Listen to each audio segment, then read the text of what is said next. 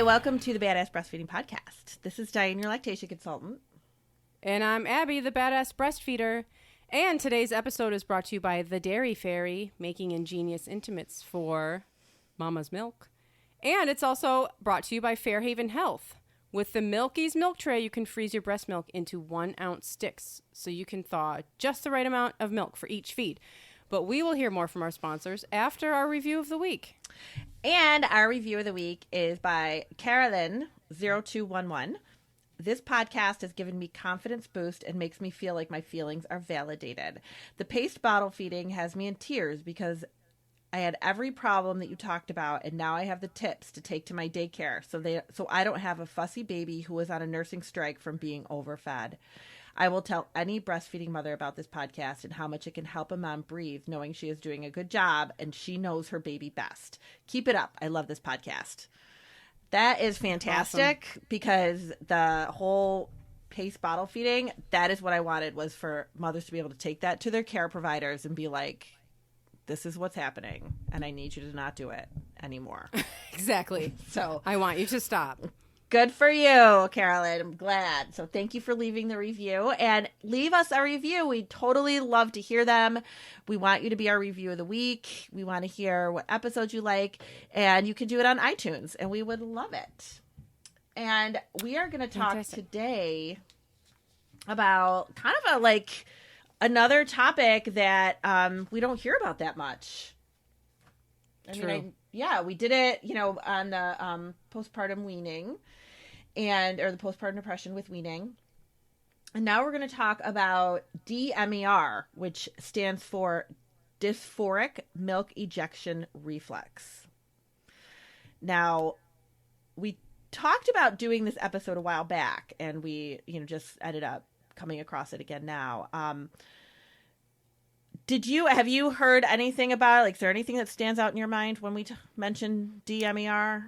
Yes, people come to me about it all the time. Mm-hmm. And they're like, can you please, make an episode about this? Can you tell us more about this? Because there's not enough information out here. And I don't have any personal experience with this. But it is an intense feeling of emotion, depression at the letdown. Mm-hmm. During letdown. Yes. And it is only during letdown. Right. And it is different from nursing aversion. Yes. This is a different thing, because I think some people also might not know the difference. Nursing aversion is like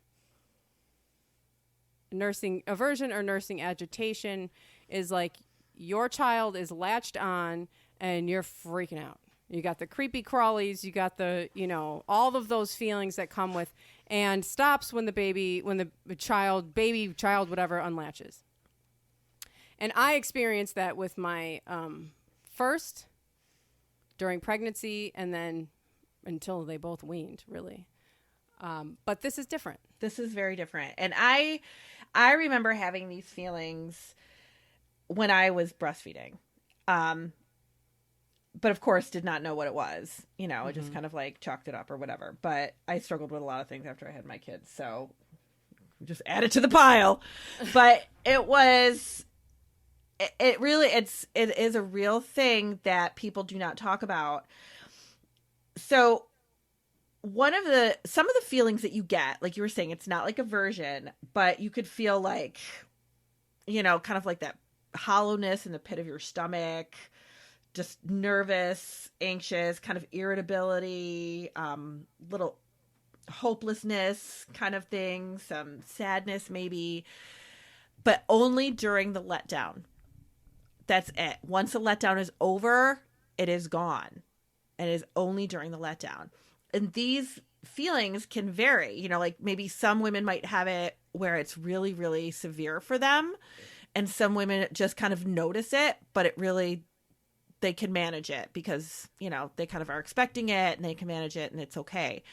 It's very, very different for everybody.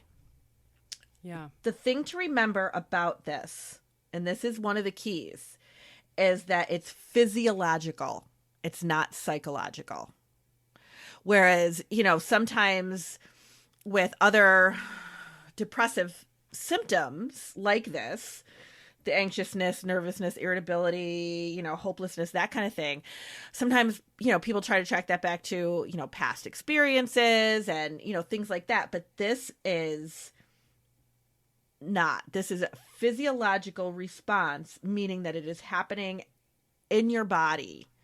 And it's the result of inappropriate dopamine. So it's a dopamine response in your system.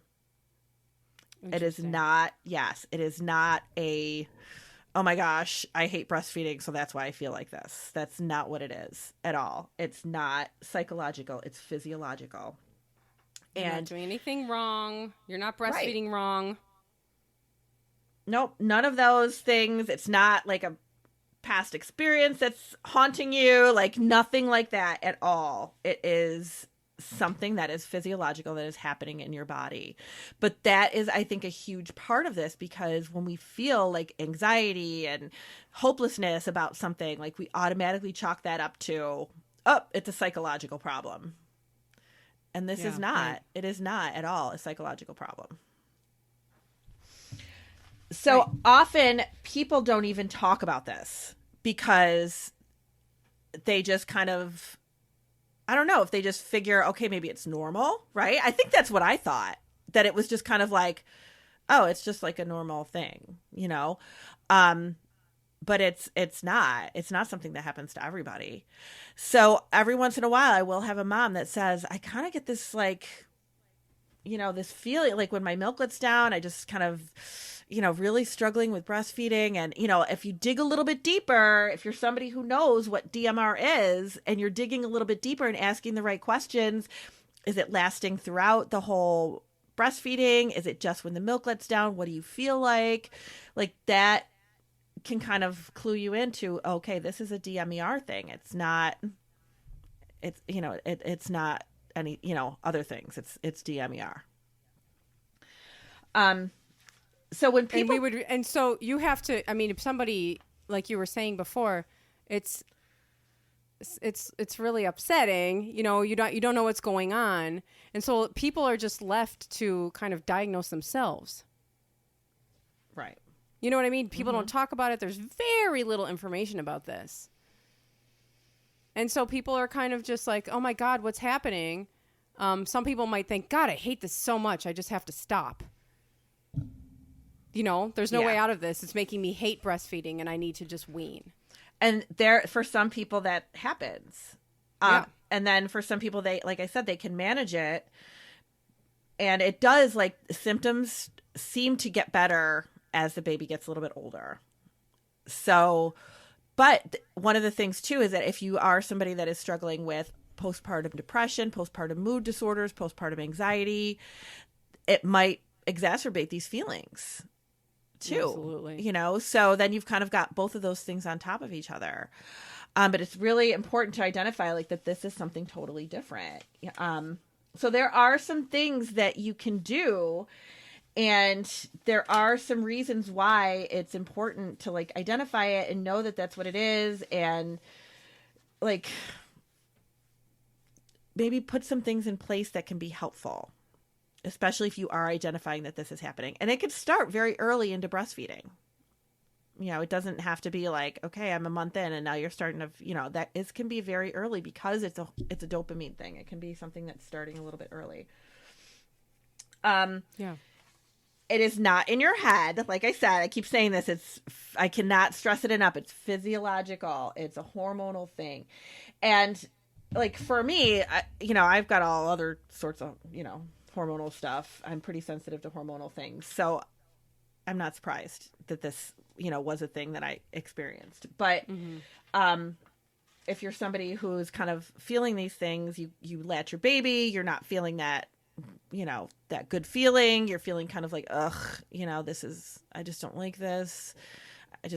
I'm not feeling good about this. But then it passes as the baby is eating. Then that's what this is. And we can still find ways to help you through this. Now, when you've had moms mention it to you, did they mention like any specific things that they did to help them? Or did they just say, oh my gosh, what should I do? What can I do? No, it's mostly what should I do? Yeah. Okay. People looking for answers. Okay. So a couple of things. And of course, again, this depends on the severity for you. You know, like I said, this is something that varies from mother to mother. So it can be different. There is a really good website about this too. It's d-mer.org. And we'll put that on our website too, because it does give you some really good tips and things that you can do, ways to explain it to others if people aren't aware of this.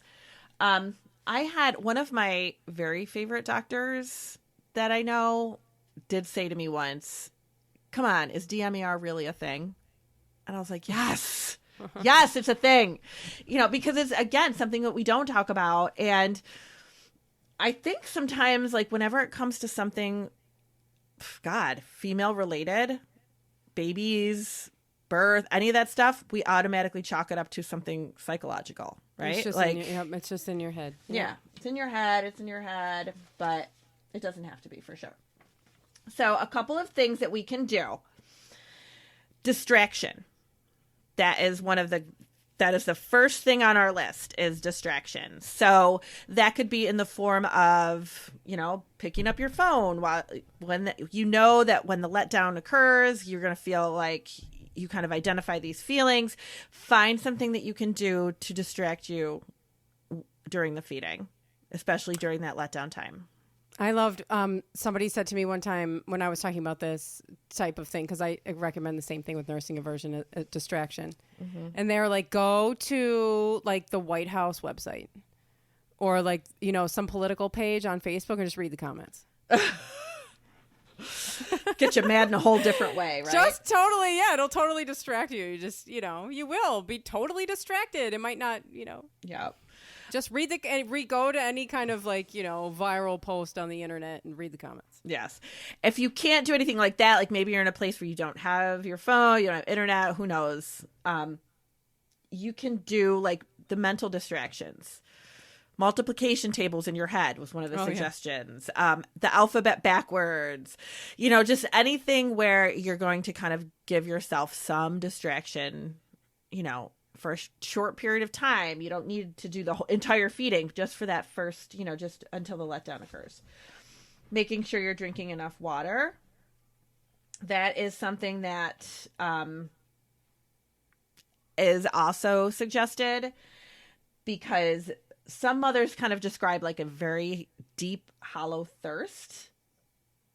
And that could also, you know, kind of like help with that, especially if you feel like that nauseousness in the pit of your stomach kind of thing, which I have had some moms actually tell me comes along with it too. Sleep. Lack of sleep can aggravate it, which I'm not surprised, because, you know, we do have a lot of lack of sleep. So lack of sleep can really, you know, exacerbate it too. So trying to get that sleep that you need, making sure people know that you need to get adequate sleep,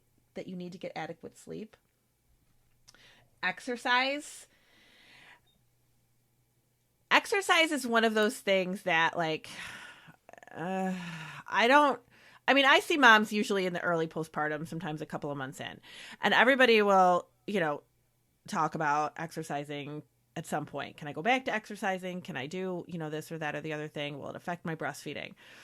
But I don't often bring it up as something that they should do to help with anything, because I feel like it's hard to get to that point. You know, like, do you remember how old your kids were when you were like, oh yeah, now I can get to the gym and start exercising again?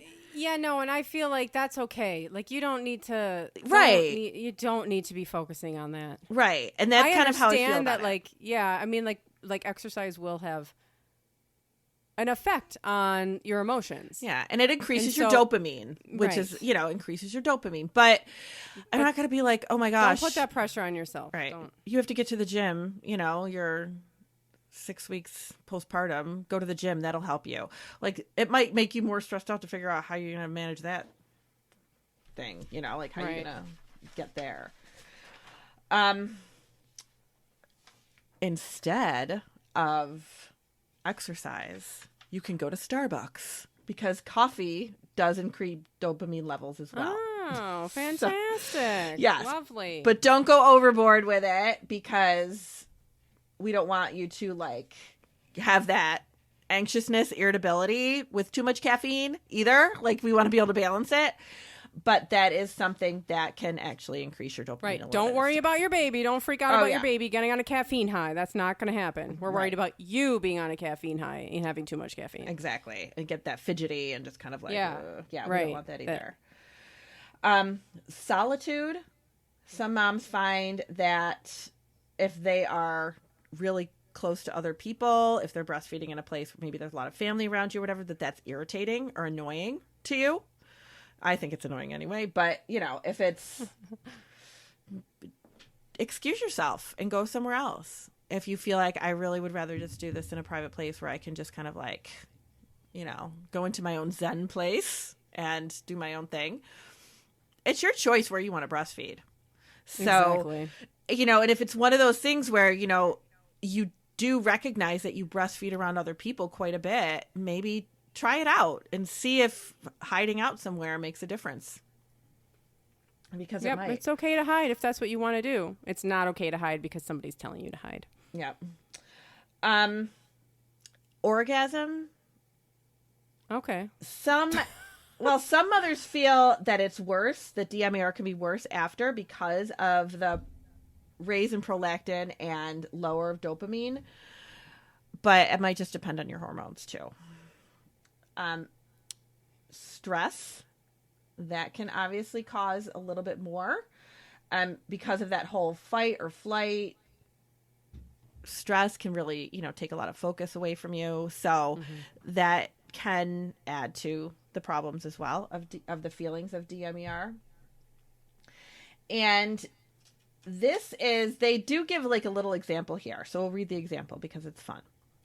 Here is a mother kind of example. You get 3 kids loaded into the car, to the grocery store, out of the grocery store with a week's worth of food, under budget, home again, without a single outburst. I don't know who's doing that. Or elevated heart rate. Was it stressful? You bet, but it wasn't out of control. D-MER is easier to manage under this kind of eustress, mostly because it focuses and distracts you. Another example. You are trying to type an email to your supervisor at work concerning an important matter, and you have been interrupted 5 times by an uninvited parade of 3 small children marching through your living room, as well as the phone ringing and the UPS man at the door, all while your husband is proposing dinner plans to you.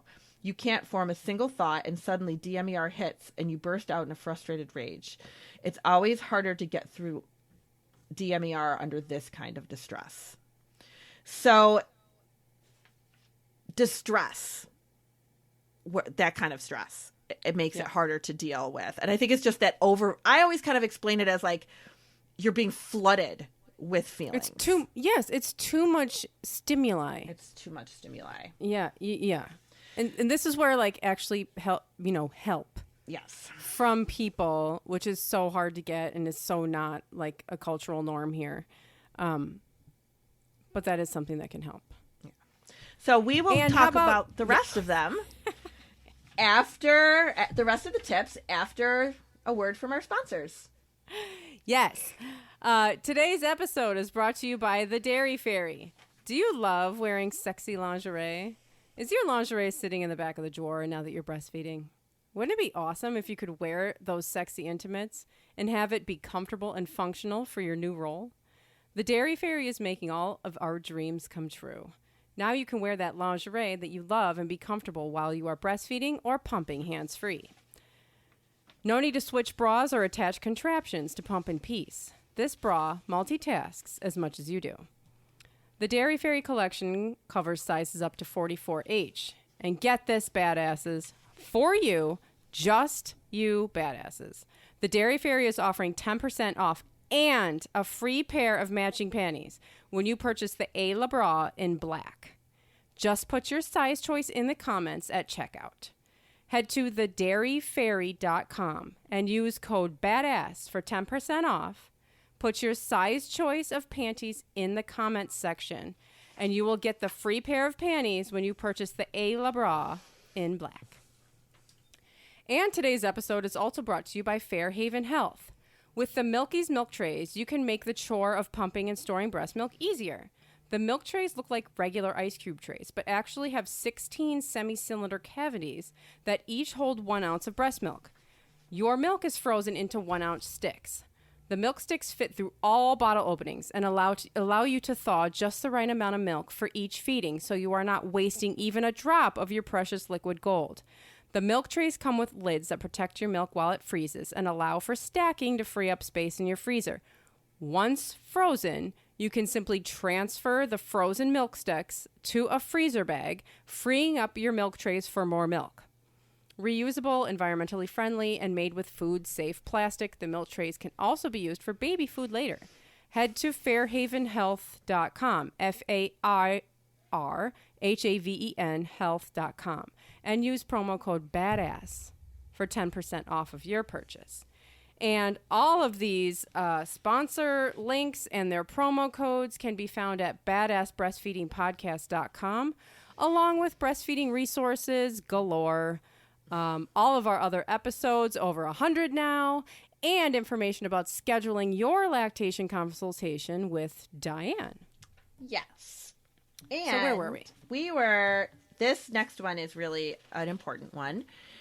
Another way that you can try to handle D-MER a little bit better is some self-care and bonding time.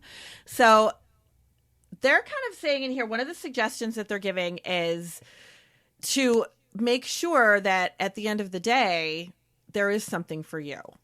You know, that you can make sure that you put aside a little something for you that you are looking forward to, whatever that might be. Just so a little bit of like downtime for you or self-care for you as a kind of a reward, you know, to kind of get through the process. Bonding time. And I think this is especially important if you have multiple children, because sometimes when you have more than one child, all you're doing is the only bonding time you get with that baby is breastfeeding, because you're constantly on the run with your other children.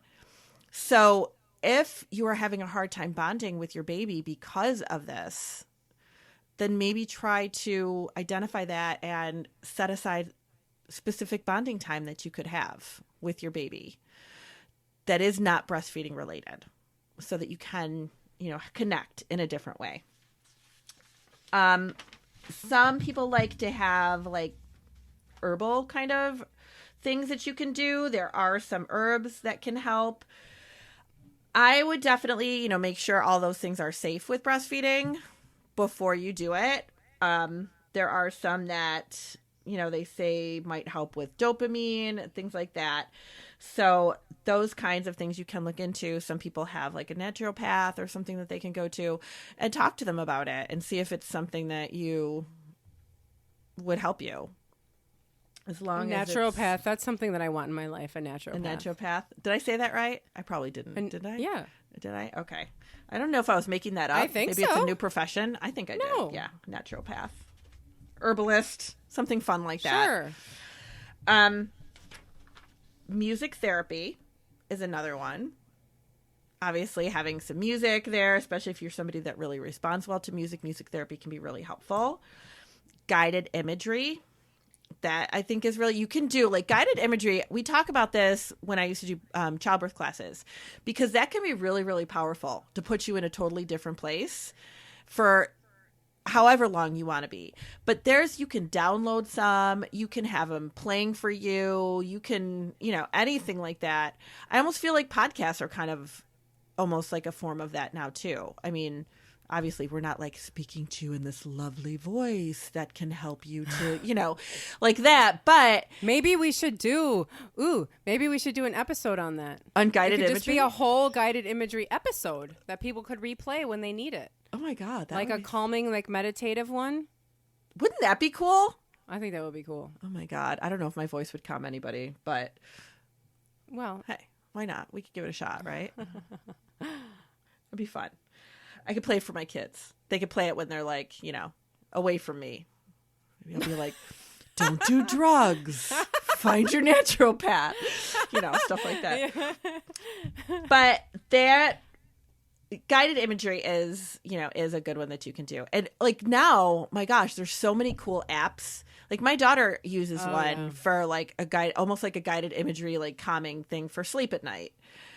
There's so many things that you could do that will kind of relax you and put you in a different place while you're breastfeeding.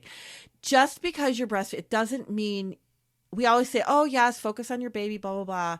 If you need to check out for a minute, like that's fine. There is no harm in that. Put yourself in a different place for a few minutes. You do not need to be present in that breastfeeding every second of every breastfeeding session. It's totally okay. Of course, counseling, therapy, things like that. And again, it might be frustrating because a lot of people don't realize that this is a real thing, that this is something that can happen, and that you are experiencing it. They might just kind of go, oh yeah, it's postpartum or whatever. And it's not. It really is something that you cannot control necessarily that easily. It's like you're saying, it's physiological. So download information, go to the website, help other people to understand if they're not understanding and you're not feeling validated when you're trying to talk to somebody about it. Absolutely. Yeah. So I think if this is something that you're experiencing, if this is, if you're listening to this and you're like, oh my gosh, yes, I have those symptoms. I'm feeling like, whenever the baby latches and my milk lets down, I get that feeling of like, I just don't like this. I feel so icky. I feel hopeless, a lot of anxiety. And then it passes. Like that's what this is. And it doesn't mean you're going crazy, that you hate breastfeeding, none of those things. It just means that it's a dopamine reaction that's happening in your body. And, there's things we need to do to kind of just help you cope with it. A lot of it is just coping mechanisms, coping skills. Yeah, and I mean, it's okay to hate breastfeeding sometimes. It is, Like, it yeah. doesn't mean, and we just did that episode on when you don't like breastfeeding. And it doesn't mean that you can't breastfeed and not like breastfeeding. If you don't like it all the time, and, we talk about this in the episode, then like reassess, whatever. But it's also okay to be a breastfeeder that sometimes hates it. And I think that's like, we don't allow that. It's like, we don't allow that in this culture to like do something and to not like it sometimes. It's just, ugh. But anyway, hopefully that listening to this, if you're experiencing this, knowing that it's a thing, will hopefully, help you feel like, that just validate you in some way. Yeah. And also that I think that piece of information that you gave about how it gets better the older, as time goes on. Mm-hmm. I mean, that hopefully that helps too, to know that this isn't just permanently how breastfeeding is going to be for you. Right. Right. That breastfeeding is constantly evolving. And if you want to get through this time, you can, and it will likely at least be different at some point. Yes. Yeah. And, keep a, like a little bit of a notebook or something. Keep track of how you are feeling.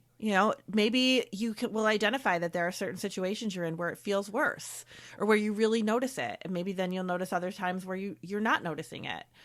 I think that would be really helpful. That's a really good idea. Yeah. And kind of coping to know, okay, when I was, I didn't feel like that all day when I was out and hanging out with friends and other mothers and at the mothers group and, whatever, when you were engaged in conversation and, doing things that were distracting, maybe then it didn't bother you, but maybe when you were home, it did because you were focusing on it, so it's like definitely keep track of where you are noticing it more and see what we can do to, kind of help through that part.